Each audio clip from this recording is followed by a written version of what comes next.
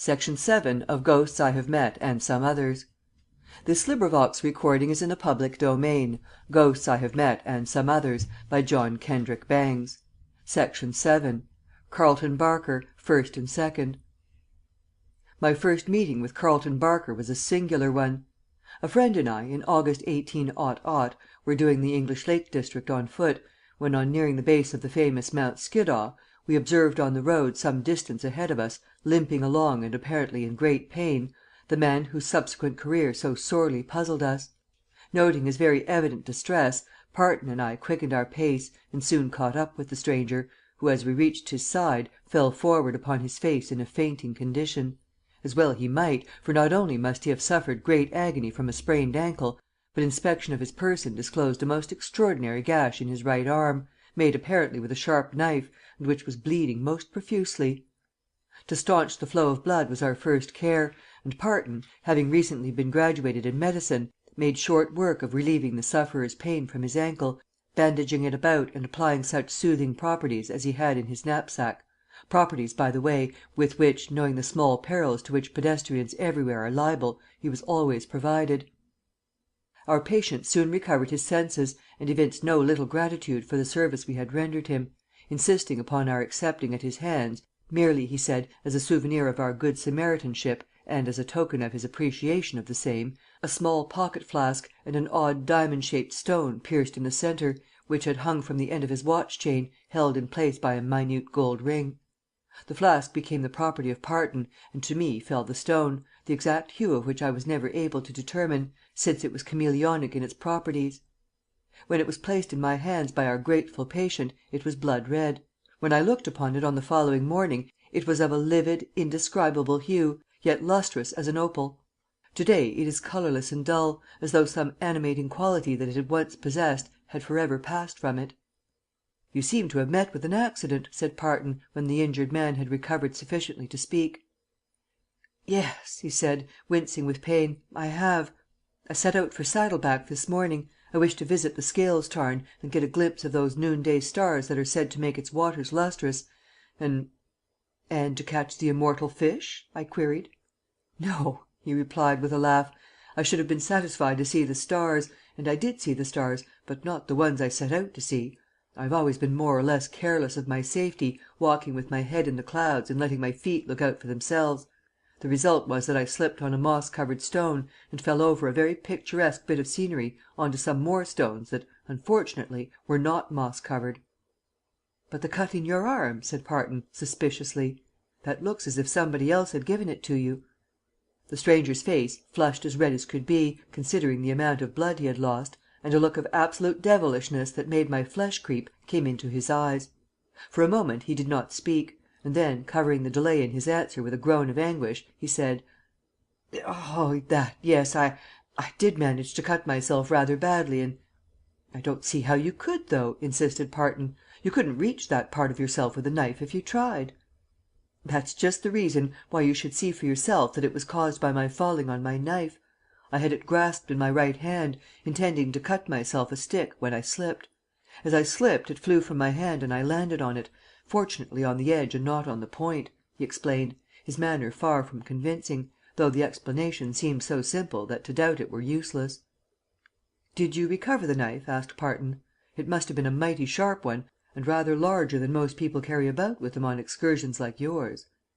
"I am not on the witness stand, sir," returned the other, somewhat petulantly, "and so I fail to see why you should question me so closely in regard to so simple a matter, as though you suspected me of some wrong-doing."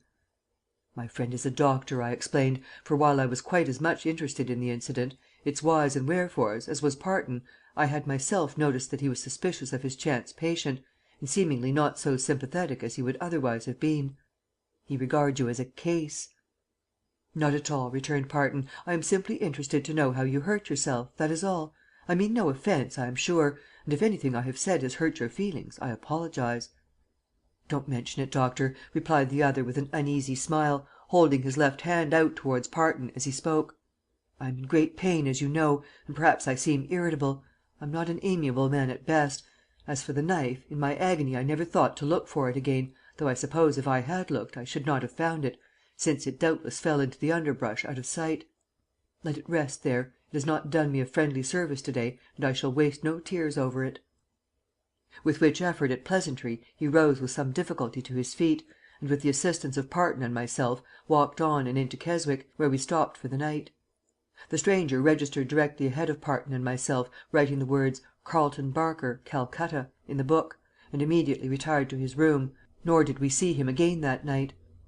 After supper we looked for him, but as he was nowhere to be seen, we concluded that he had gone to bed to seek the recuperation of rest. Parton and I lit our cigars, and though somewhat fatigued by our exertions, strolled quietly about the more or less somnolent burg in which we were, discussing the events of the day, and chiefly our new acquaintance. "I don't half like that fellow," said Parton, with a dubious shake of the head. "If a dead body should turn up near or on Skiddaw to morrow morning, I wouldn't like to wager that Mr. Carleton Barker hadn't put it there. He acted to me like a man who had something to conceal, and if I could have done it without seeming ungracious, I'd have flung his old flask as far into the fields as I could. I've half a mind to show my contempt for it now by filling it with some of that beastly claret they have at the table d'hôte here, and chucking the whole thing into the lake. It was an insult to offer those things to us." "I think you are unjust, Parton," I said. "He certainly did look as if he had been in a maul with somebody. There was a nasty scratch on his face, and that cut on the arm was suspicious, but I can't see but that his explanation was clear enough. Your manner was too irritating. I think if I had met with an accident and was assisted by an utter stranger who, after placing me under obligations to him, acted towards me as though I were an unconvicted criminal, I'd be as mad as he was. And as for the insult of his offering, in my eyes that was the only way he could soothe his injured feelings. He was angry at your suspicions, and to be entirely your debtor for services didn't please him. His gift to me was made simply because he did not wish to pay you in substance and me in thanks." "I don't go so far as to call him an unconvicted criminal, but I'll swear his record isn't clear as daylight, and I'm morally convinced that if men's deeds were written on their foreheads, Carleton Barker, Esquire, would wear his hat down over his eyes. I don't like him. I instinctively dislike him. Did you see the look in his eyes when I mentioned the knife?" "I did," I replied, "and it made me shudder." "It turned every drop of blood in my veins cold," said Parton. "It made me feel that if he had had that knife within reach he would have trampled it to powder, even if every stamp of his foot cut his flesh through to the bone. Malignant is the word to describe that glance, and I'd rather encounter a rattlesnake than see it again." Parton spoke with such evident earnestness that I took refuge in silence. I could see just where a man of Parton's temperament, which was cold and eminently judicial even when his affections were concerned, could find that in Barker at which to cavil, but for all that I could not sympathize with the extreme view he took of his character. I have known many a man upon whose face nature has set a stamp of the villain much more deeply than it was impressed upon Barker's countenance, who has lived a life most irreproachable, whose every act has been one of unselfishness and for the good of mankind, and I have also seen outward appearing saints whose every instinct was base, and it seemed to me that the physiognomy of the unfortunate victim of the moss-covered rock and vindictive knife was just enough of a medium between that of the irredeemable sinner and the sterling saint to indicate that its owner was the average man in the matter of vices and virtues. In fact, the malignancy of his expression when the knife was mentioned was to me the sole point against him, and had I been in his position I do not think I should have acted very differently, though I must add that if I thought myself capable of freezing any person's blood with an expression of my eyes, I should be strongly tempted to wear blue glasses when in company or before a mirror. "I think I'll send my card up to him, Jack," I said to Parton, when we had returned to the hotel, "just to see how he is. Wouldn't you?" "No," snapped Parton. "But then I'm not you. You can do as you please. Don't let me influence you against him, if he's to your taste."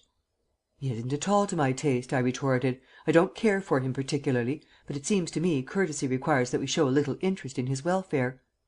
"Be courteous, then, and show your interest," said Parton. "I don't care as long as I'm not dragged into it."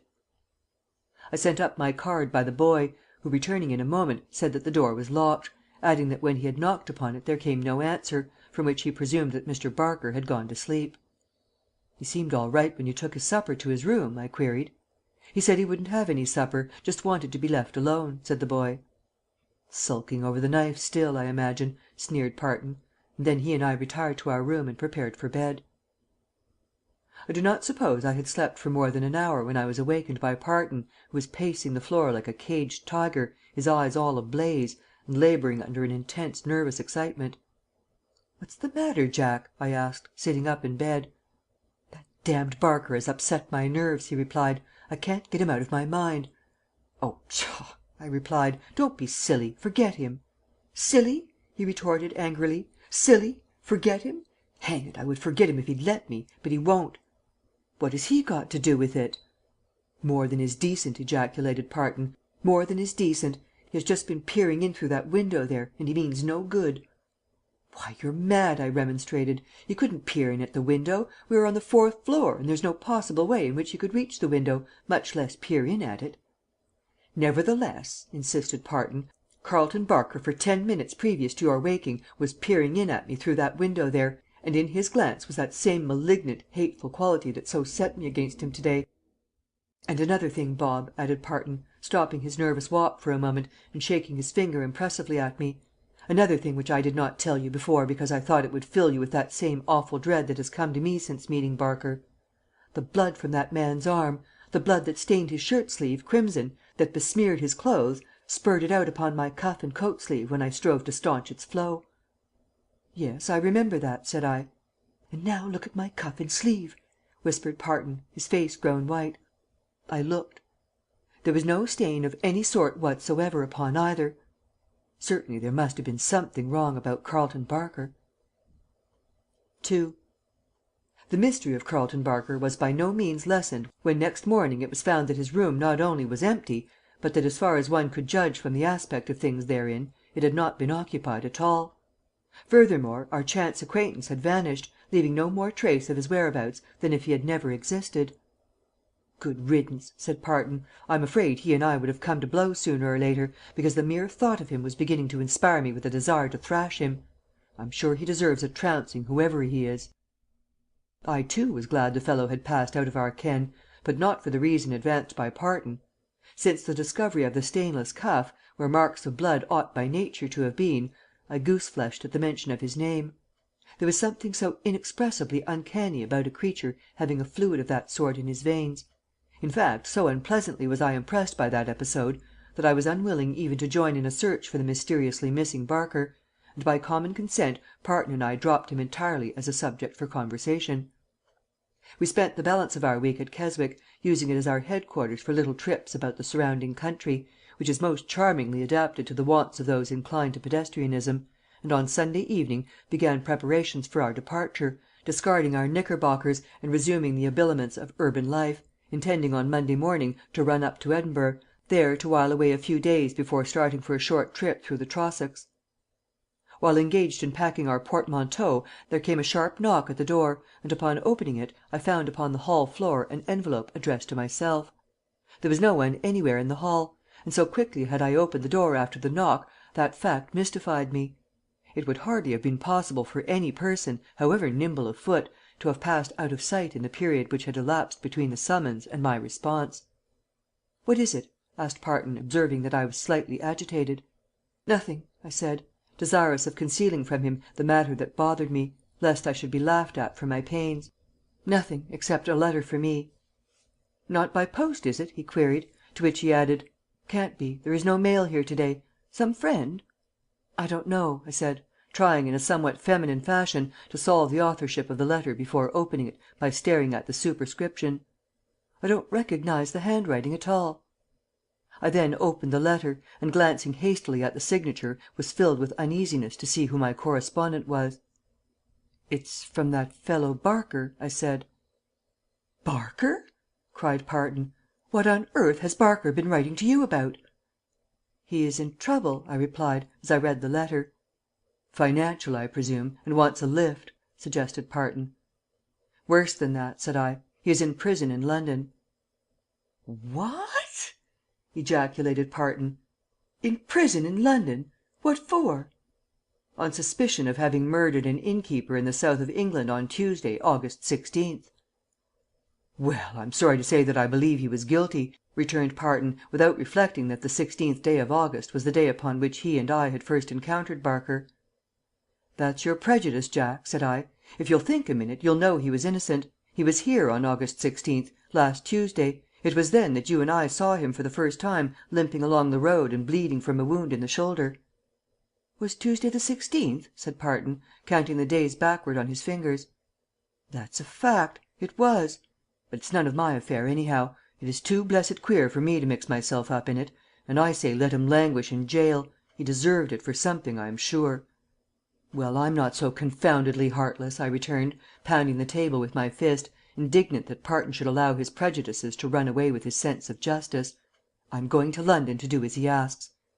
"What does he want you to do? Prove an alibi?" "Precisely. And I'm going and you're going, and I shall see if the landlord here won't let me take one of his boys along to support our testimony at my own expense, if need be." "You're right, old chap," returned Parton, after a moment of internal struggle. "I suppose we really ought to help the fellow out of his scrape, but I'm decidedly averse to getting mixed up in an affair of any kind with a man like Carleton Barker, much less in an affair with murder in it." "Is he specific about the murder?" "No. He refers me to the London papers of the 17th and 18th for details. He hadn't time to write more, because he comes up for examination on Tuesday morning, and as our presence is essential to his case, he was necessarily hurried." "It's deucedly hard luck for us," said Parton, ruefully. "It means no Scotland this trip." "How about Barker's luck?" I asked. "He isn't fighting for a Scottish trip, he's fighting for his life." And so it happened that on Monday morning, instead of starting for Edinburgh, we boarded the train for London at Carlisle. We tried to get copies of the newspapers containing accounts of the crime that had been committed, but our efforts were unavailing, and it was not until we arrived in London and were visited by Barker's attorneys that we obtained any detailed information whatsoever of the murder. And when we did get it, we were more than ever regretful to be mixed up in it, for it was an unusually brutal murder. Strange to say, the evidence against Barker was extraordinarily convincing, considering that at the time of the commission of the crime he was hundreds of miles from the scene. There was testimony from railway guards, neighbours of the murdered innkeeper, and others, that it was Barker and no one else who committed the crime.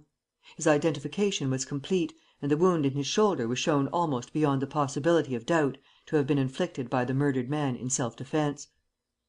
"Our only hope," said the attorney gravely, "is in proving an alibi. I do not know what to believe myself, the chain of evidence against my client is so complete. And yet he asserts his innocence, and has stated to me that you two gentlemen could assist in proving it. If you actually encountered Carleton Barker in the neighbourhood of Keswick on the 16th of this month, the whole case against him falls to the ground. If not, I fear his outlook has the gallows at the small end of the perspective." "We certainly did meet a Carleton Barker at Keswick on Tuesday, August 16th," returned Parton, "and he was wounded in the shoulder, and his appearance was what might have been expected of one who had been through just such a frightful murder as we understand this to have been. But this was explained to us as due to a fall over rocks in the vicinity of the Scales Tarn, which was plausible enough to satisfy my friend here." "And not yourself?" queried the attorney. "Well, I don't see what that has to do with it," returned Parton.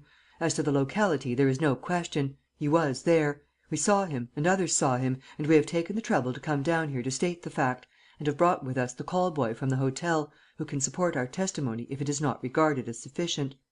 I advise you, however, as attorney for Barker, not to inquire too deeply into that matter, because I am convinced that if he isn't guilty of this crime, as of course he is not, he hasn't the cleanest record in the world. He has bad written on every line of his face, and there were one or two things connected with our meeting with him that mightn't be to his taste to have mentioned in court."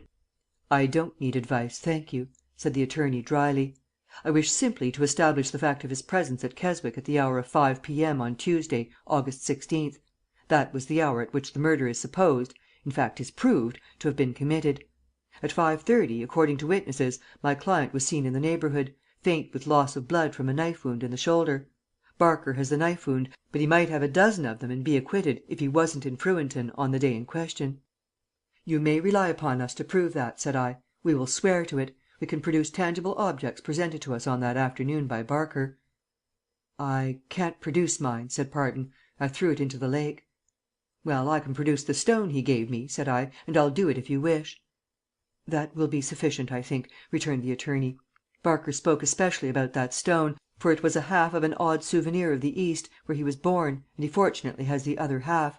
The two will fit together at the point where the break was made, and our case will be complete." The attorney then left us. The following day we appeared at the preliminary examination, which proved to be the whole examination as well, since, despite the damning circumstantial evidence against Barker, evidence which shook my belief almost in the veracity of my own eyes, our plain statements, substantiated by the evidence of the call boy and the two halves of the Oriental pebble, one in my possession and the other in Barker's, brought about the discharge of the prisoner from custody; and the Frewinton atrocity became one of the many horrible murders the mystery of which time alone, if anything, could unravel. After Barker was released, he came to me and thanked me most effusively for the service rendered him, and in many ways made himself agreeable during the balance of our stay in London. Parton, however, would have nothing to do with him, and to me most of his attentions were paid. He always had a singularly uneasy way about him, as though he were afraid of some impending trouble, and finally after a day spent with him slumming about London, and a more perfect slummer no one ever saw, for he was apparently familiar with every one of the worst and lowest resorts in all of London, as well as on intimate terms with leaders in the criminal world, I put a few questions to him impertinently pertinent to himself. He was surprisingly frank in his answers. I was quite prepared for a more or less indignant refusal when I asked him to account for his intimacy with these dregs of civilization. "It's a long story," he said, "but I'll tell it to you. Let us run in here and have a chop, and I'll give you some account of myself over a mug of ale." We entered one of the numerous small eating houses that make London a delight to the lover of the chop in the fulness of its glory. When we were seated and the luncheon ordered, Barker began. "I have led a very unhappy life. I was born in India 39 years ago, and while my every act has been as open and as free of wrong as are those of an infant, I have constantly been beset by such untoward affairs as this in which you have rendered such inestimable service. At the age of 5 in Calcutta, I was in peril of my liberty on the score of depravity, although I never committed any act that could in any sense be called depraved. The main cause of my trouble at that time was a small girl of 10 whose sight was partially destroyed by the fiendish act of some one who, according to her statement, wantonly hurled a piece of broken glass into one of her eyes. The girl said it was I who did it, although at the time it was done, according to my mother's testimony, I was playing in her room and in her plain view. That alone would not have been a very serious matter for me, because the injured child might have been herself responsible for her injury, but in a childish spirit of fear, afraid to say so, and not realizing the enormity of the charge, have laid it at the door of any one of her playmates she saw fit. She stuck to her story, however, and there were many who believed that she spoke the truth, and that my mother, in an endeavour to keep me out of trouble, had stated what was not true. "But you were innocent, of course," I said. "I am sorry you think it necessary to ask that," he replied, his pallid face flushing with a not unnatural indignation. "And I decline to answer it," he added. "I have made a practice of late, when I am in trouble or in any way under suspicion, to let others do my pleading and prove my innocence. But you didn't mean to be like your friend Parton, I know, and I cannot be angry with a man who has done so much for me as you have, so let it pass.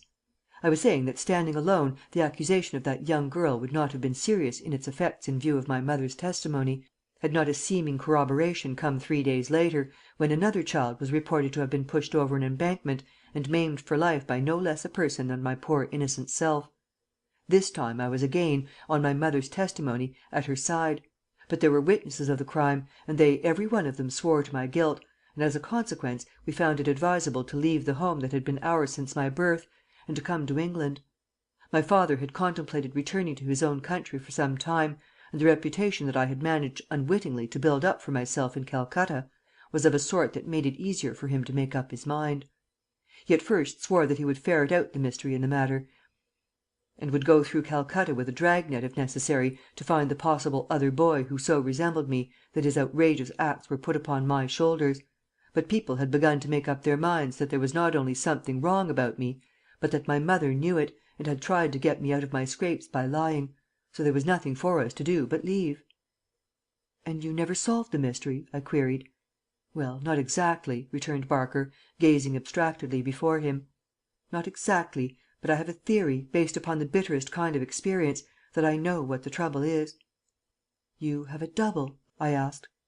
"You are a good guesser," he replied, "and of all unhanged criminals he is the very worst." There was a strange smile on his lips as Carleton Barker said this. His tone was almost that of one who was boasting; in fact, so strongly was I impressed with his appearance of conceit when he estimated the character of his double, that I felt bold enough to say, "You seem to be a little proud of it, in spite of all." Barker laughed. "I can't help it, though he has kept me on tenterhooks for a lifetime," he said. "We all feel a certain amount of pride in the success of those to whom we are related, either by family ties or other shackles like those with which I am bound to my murderous alter ego. I knew an Englishman once who was so impressed with the notion that he resembled the great Napoleon that he conceived the most ardent hatred for his own country for having sent the illustrious Frenchman to St. Helena. The same influence, a very subtle one, I feel. Here is a man who has maimed and robbed and murdered for years, and has never yet been apprehended. In his chosen calling he has been successful, and though I have been put to my trumps many a time to save my neck from the retribution that should have been his, I can't help admiring the fellow, though I'd kill him if he stood before me." "And are you making any effort to find him?" "I am, of course," said Barker. "That has been my life work. I am fortunately possessed of means enough to live on, so that I can devote all my time to unravelling the mystery. It is for this reason that I have acquainted myself with the element of London with which, as you have noticed, I am very familiar. The life these criminals are leading is quite as revolting to me as it is to you, and the scenes you and I have witnessed together are no more unpleasant to you than they are to me. But what can I do? The man lives and must be run down. He is in England, I am certain. This latest diversion of his has convinced me of that." "Well," said I, rising, "you certainly have my sympathy, Mr. Barker, and I hope your efforts will meet with success. I trust you will have the pleasure of seeing the other gentleman hanged." "Thank you," he said, with a queer look in his eyes, which, as I thought it over afterwards, did not seem to be quite as appropriate to his expression of gratitude as it might have been. 3. When Barker and I parted that day, it was for a longer period than either of us dreamed, for upon my arrival at my lodgings I found there a cable message from New York, calling me back to my labours. 3 days later I sailed for home, and 5 years elapsed before I was so fortunate as to renew my acquaintance with foreign climes. Occasionally, through these years, Parton and I discussed Barker, and at no time did my companion show anything but an increased animosity towards our strange Keswick acquaintance. The mention of his name was sufficient to drive Parton from the height of exuberance to a state of abject depression. "I shall not feel easy while that man lives," he said. "I think he is a minion of Satan. There is nothing earthly about him." "Nonsense," said I. "Just because a man has a bad face is no reason for supposing him a villain or a supernatural creature." "No," Parton answered. "But when a man's veins hold blood that saturates and leaves no stain, what are we to think?" I confessed that this was a point beyond me, and by mutual consent we dropped the subject. One night Parton came to my rooms white as a sheet, and so agitated that for a few minutes he could not speak. He dropped, shaking like a leaf, into my reading chair and buried his face in his hands. His attitude was that of one frightened to the very core of his being. When I questioned him first he did not respond. He simply groaned. I resumed my reading for a few moments, and then looking up observed that Parton had recovered somewhat, and was now gazing abstractedly into the fire. "Well," I said, "feeling better?" "Yes," he answered slowly. "But it was a shock." "What was?" I asked. "You've told me nothing as yet." "I've seen Barker." "No!" I cried. "Where?" "In a back alley down town, where I had to go on a hospital call. There was a row in a gambling hall in Hester Street. 2 men were cut, and I had to go with the ambulance. Both men will probably die, and no one can find any trace of the murderer. But I know who he is. He was Carleton Barker, and no one else. I passed him in the alley on the way in, and I saw him in the crowd when I came out." "Was he alone in the alley?" I asked. Parton groaned again. "That's the worst of it," said he. "He was not alone. He was with Carleton Barker." "You speak in riddles," said I. "I saw in riddles," said Parton, "for as truly as I sit here, there were 2 of them, and they stood side by side as I passed through, alike as 2 peas, and crime written on the pallid face of each." "Did Barker recognize you?" "I think so, for as I passed he gasped. Both of them gasped, and as I stopped to speak to the one I had first recognized, he had vanished as completely as though he had never been, and as I turned to address the other he was shambling off into the darkness as fast as his legs could carry him." I was stunned. Barker had been mysterious enough in London. In New York with his double, and again connected with an atrocity, he became even more so, and I began to feel somewhat toward him as had Parton from the first. The papers next morning were not very explicit on the subject of the Hester Street trouble, but they confirmed Parton's suspicions in his and my own mind as to whom the assassins were. The accounts published simply stated that the wounded men, one of whom had died in the night and the other of whom would doubtless not live through the day, had been set upon and stabbed by 2 unknown Englishmen who had charged them with cheating at cards, that the assailants had disappeared, and that the police had no clue as to their whereabouts. Time passed and nothing further came to light concerning the Barkers, and gradually Parton and I came to forget them. The following summer I went abroad again, and then came the climax to the Barker episode, as we called it. I can best tell the story of that climax by printing here a letter written by myself to Parton.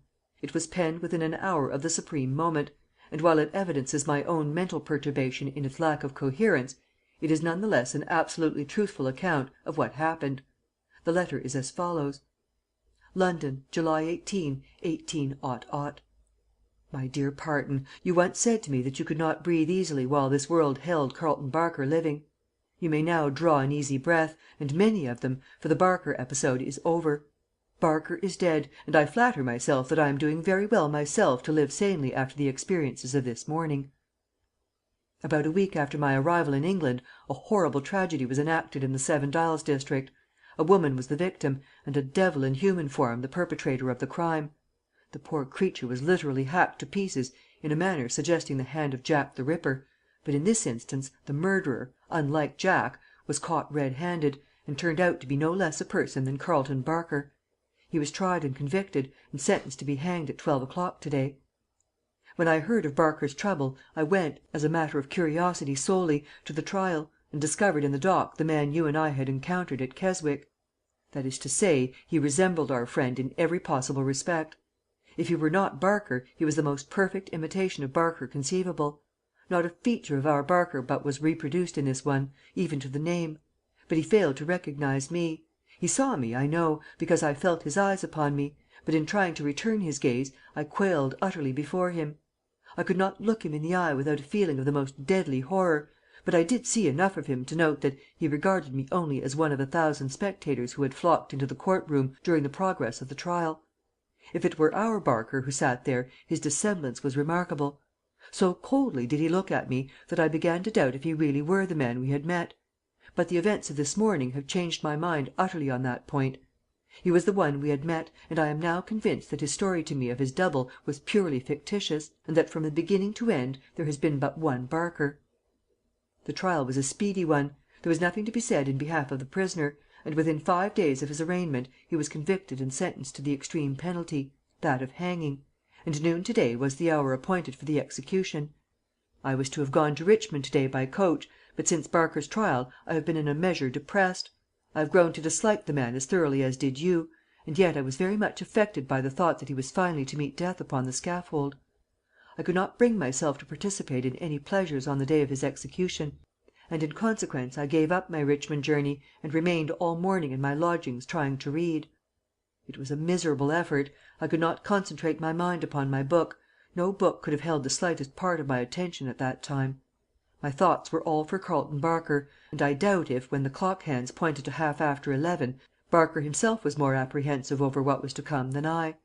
I found myself holding my watch in my hand, gazing at the dial and counting the seconds which must intervene before the last dreadful scene of a life of crime. I would rise from my chair and pace my room nervously for a few minutes, then I would throw myself into my chair again and stare at my watch. This went on nearly all morning, in fact, until 10 minutes before 12, when there came a slight knock at my door. I put aside my nervousness as well as I could, and walking to the door, opened it. I wonder that I have the nerve to write of it, Parton, but there upon the threshold, clad in the deepest black, his face pallid as the head of death itself, and his hands shaking like those of a palsied man, stood no less a person than Carleton Barker. I staggered back in amazement, and he followed me, closing the door and locking it behind him. "What would you do?" I cried, regarding his act with alarm, for candidly I was almost abject with fear. "Nothing to you," he said. "You have been as far as you could be, my friend. The other, your companion of Keswick, meaning you, of course, was my enemy." "I was glad you were not with us, my dear Parton. I should have trembled for your safety." "How have you managed to escape?" I asked. "I have not escaped," returned Barker, "but soon I shall be free from my accursed double." Here he gave an unearthly laugh and pointed to the clock. "Ha, ha!" he cried. 5 minutes more, 5 minutes more, and I shall be free." "Then the man in the dock was not you?" I asked. "The man in the dock," he answered, slowly, "is even now mounting the gallows, whilst I stand here." He trembled a little as he spoke, and lurched forward like a drunken man; but he soon recovered himself, grasping the back of my chair convulsively with his long white fingers. "In 2 minutes more," he whispered, "the rope will be adjusted about his neck. The black cap is even now being drawn over his cursed features. And" here he shrieked with laughter, and, rushing to the window, thrust his head out, and literally sucked the air into his lungs, as a man with a parched throat would have drank water. Then he turned and, tottering back to my side, hoarsely demanded some brandy. It was fortunately at hand, and precisely as the big bells in Westminster began to sound the hour of noon, he caught up the goblet and held it aloft. "To him!" he cried.